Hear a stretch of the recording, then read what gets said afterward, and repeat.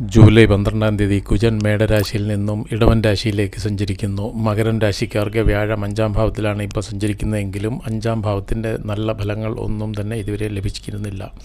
കാരണം 4-ാം ഭാവമായ മേടൻ രാശിയിൽ കുജൻ നിന്നിരുന്നതിനാൽ വ്യാഴത്തിന് വേദദോഷം ഭവിച്ചിരുന്നു. എന്നാൽ കുജൻ 4-ാം ഭാവത്തിൽ നിന്നും 5-ലോട്ട് മാറുകയും 4-ൽ മറ്റ് ഗ്രഹങ്ങളൊന്നും ഇല്ലാത്തതിനാലും വ്യാഴത്തിൻ്റെ വേദദോഷം തീരുന്നു.